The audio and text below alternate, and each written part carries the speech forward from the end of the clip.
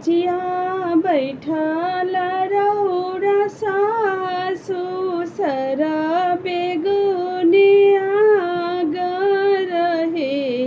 ये सासुरा और बेटा चाहले होड़ी लवा कैसे पाइब। ये सासू जीरा और बेटा चाहले होड़ी लवा कैसे पाइब। बोलिया तये बहुआ बोलेलु बोलहु न जानेलु हे। ये बहुआ रकटी जीवा जाई है। होड़ी लवा नाही होई है। सोहरवा रौरा नाही सुनबो। ये बहुआ रकटी जीवा जाई है। होड़ी लवा नाही होई है। सोहरवा तुहु नाही सुनबो। भान्सा पैसल रौरा गोतिनी सर बेगुने आगर हे। गोतिन राउर देवर चाहिले होड़ी लवा कैसे पाइब। ए गोतिन राउर बेटा चाहले होड़ी लवा कैसे पाइब। बोलिया तये गोतिन बोलेलु बोलहु न जानेलु हे। ये गोतिन रकटी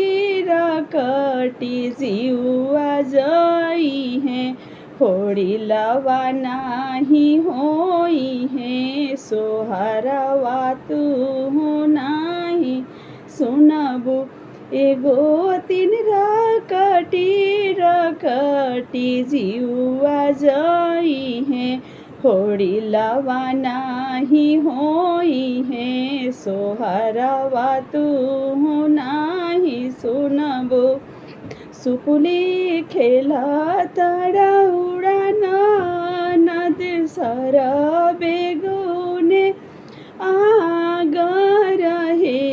ए ननद राउर भैया चाहले होड़ी लवा कैसे पाइब। ए ननद राउर भैया चाहिले होड़ी लवा कैसे पाइब। बोलिया तये भाभी बोलेलु बोलहु न जानेलु हे। ये भाभी रकटी जीवा जाई है। होड़ी लवा नाही होई है। सोहरवा तुहु नाही सुनबो। ए भाभी तरसी जीवा जाई है। होड़ी लवा नाही होई है। सोहरवा तुहु नाही सुनबो।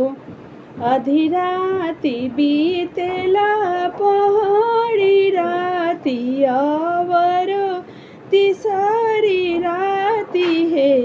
ए लाला न सुकावाऊ गत होड़ी जनमे महलिया उठे सोहर। ए लाला न सुकावाऊ गत होड़ी जनमे महलिया उठे सोहर।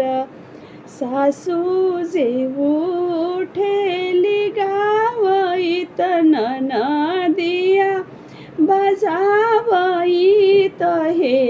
ए लाला ना गोतिनी उठेली बीसमातल गोतियावा घरवा सोहर ए लालना गोतिनी उठेली बीसमातल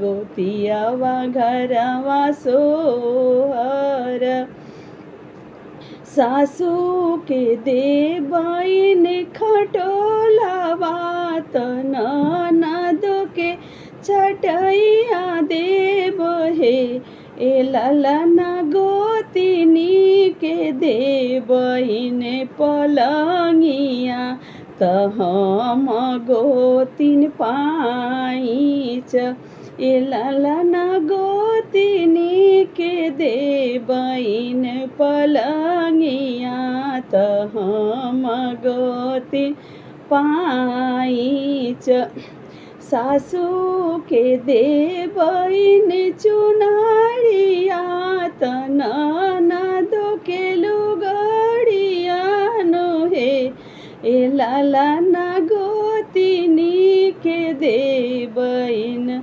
सिल्क की साड़ी हम गोतिन पाइच ए ललना गोतिनी के देवइन सिल्क की साड़ी हम गोतिन पाइच सासू के देवइन कड़ुआ तेल ननदो तिसिया तेल हे ए ललना गोतिनी के देवइन चमेली तेल हम गोतिन पाइच ए ललना गोतिनी के देवइन चमेली तेल हम गोतिन पाइच हे।